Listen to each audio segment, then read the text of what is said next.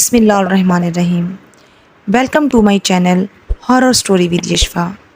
السلام علیکم دوستو، کیسے ہیں آپ سب؟ امید ہے سب ٹھیک ہوں گے. اللہ تعالیٰ آپ کی ہر جائز خواہش کو پورا کرے، آمین. دوستو، آپ کے پیار بھرے کمنٹس کا بہت بہت شکریہ. تو چلیں دوستو، چلتے ہیں آج کی ہارر سٹوری کی طرف. آج کی سٹوری بھی بہت خوف زدہ کر دینے والی ہے، کیونکہ ڈر تو سب کو لگتا ہے. تو دوستو، آج کی سٹوری آپ لائٹ بند کر کے سنیے گا تاکہ اس ہارر سٹوری کا خوف آپ خود میں محسوس کر سکیں.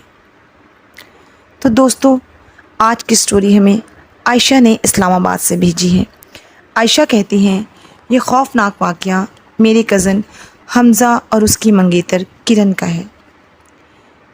میری کزن حمزہ اور کرن کی نئی منگنی ہوئی تھی. میں اور میری فیملی نے بھی اس منگنی میں شرکت کی تھی. میرا کزن حمزہ اس منگنی سے بہت خوش تھا. کرن بہت خوبصورت لڑکی تھی. جیسے دور حاضر میں ہوتا ہے، دونوں کی آپس میں بہت انڈرسٹینڈنگ ڈیولپ ہو گئی تھی اور وہ رات دیر تک فون پر باتیں کرتے تھے.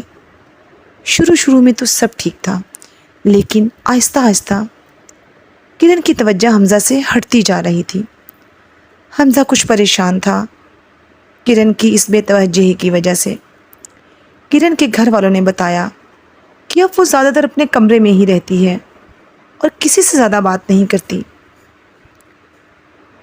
اسی طرح ایک چھوٹا سا واقعہ بھی پیش آیا ان کے گھر میں کہ ایک دفعہ اس کی چھوٹی بہن جب وہ اسکول سے واپس آئی تو اس نے دیکھا کہ کرن اپنے کمرے میں بستر پر بال کھلے بیٹھی ہوئی ہے. خیر، اس کی بہن نے کوئی خاص نوٹس نہیں لیا. اتنے میں فون کی گھنٹی بجی تو کرن کی بہن نے ہی فون اٹھایا تو فون پر کرن ہی موجود تھی. اس نے اپنی بہن سے کہا، آج میرے کالج میں کچھ ایکسٹرا کلاسز ہیں اور میں لیٹ گھر آؤں گی. اس کی بہن خوف سے کانپ گئی. وہ فوراً کرن کے کمرے میں گئی، لیکن وہاں تو کوئی بھی موجود نہیں تھا. وہ اس بات سے بہت خوف زدہ ہو گئی. اس نے یہ بات اپنی امی کو بھی بتائی. ہاں، کرن سے اس کا کوئی ذکر نہیں کیا، لیکن وہ اب کرن سے بہت خوف زدہ ہونے لگ گئی تھی.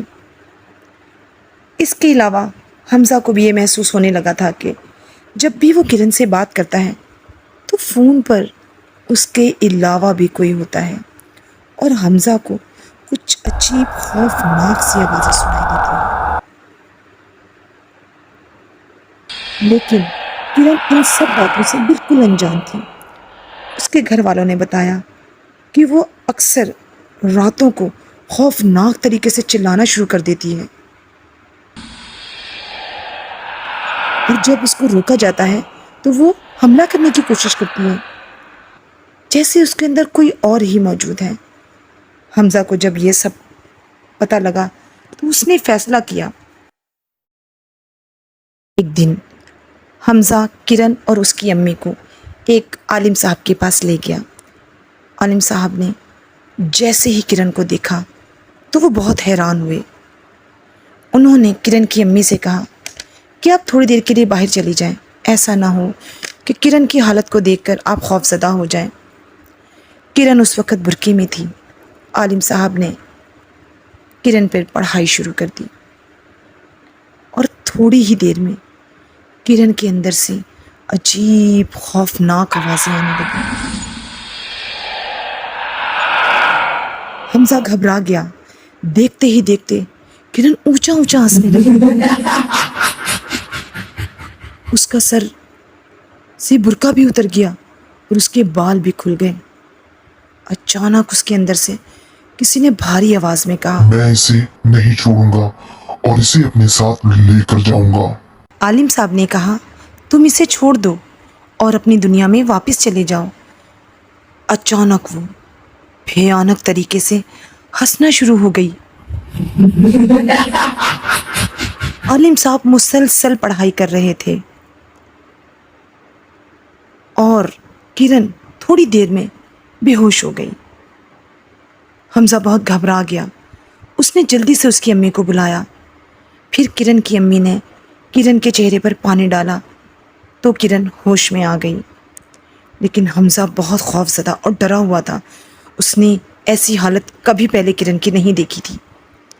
کرن کی امی نے اس کے سر پر دوبارہ برقع پہنایا، لیکن کرن بالکل خاموش تھی۔ اس کی آنکھوں میں ایک عجیب سی ویرانی اور وحشت تھی۔ عالم صاحب نے کہا، اس بچی سے بھی کوئی بات نہ کرے، ابھی اس بچی پر کسی خوفناک جن زادے کا سایہ ہے۔ میں کوشش کروں گا اس بچی کو اس خوفناک جن زادے سے آزاد کروا سکوں، کیونکہ وہ بہت طاقتور ہے۔ اور پھر انہوں نے کچھ پڑھائی بھی کرنے کے لیے دی، لیکن کرن کی حالت دن بدن مزید خراب ہوتی جا رہی تھی اور وہ بہت کمزور ہو گئی تھی۔ اور پھر ایک دن آدھی رات کو اس نے تیسری منزل کی چھت سے چھلانگ لگا دی اور وہ اسی وقت مر گئی۔ مرتے وقت بھی اس کی آنکھیں کھلی تھی۔ حمزہ آج بھی کرن کو نہیں بھولا۔ اس کی خوفناک چیخیں آج بھی اس کے کانوں میں گونجتی ہیں۔ ہمیں آج تک یہ معلوم نہ ہو سکا کہ وہ کون سا خوفناک سایہ تھا جو اسے اپنے ساتھ موت کے آغوش میں ہی لے گیا۔ تو دوستو، یہ تھی عائشہ کی بھیجی گئی اس کی کزن پر سچی خوفناک آپ بھی تھی۔ اگر آپ کو یہ کہانی پسند آئے تو میرے یوٹیوب چینل کو لائک کریں اور سبسکرائب کریں، اور اگر آپ کے ساتھ بھی کوئی ایسا خوفناک واقعہ پیش آیا ہو تو میرے ای میل اور واٹس ایپ نمبر ڈسکرپشن میں موجود ہے، تو آپ وہاں پر مجھ سے اپنی کہانی شیئر کر سکتے ہیں۔ دوستو، مجھے اپنی دعاؤں میں یاد رکھیے گا اور ہمیشہ اپنے والدین کا خیال رکھیے گا۔ اللہ حافظ۔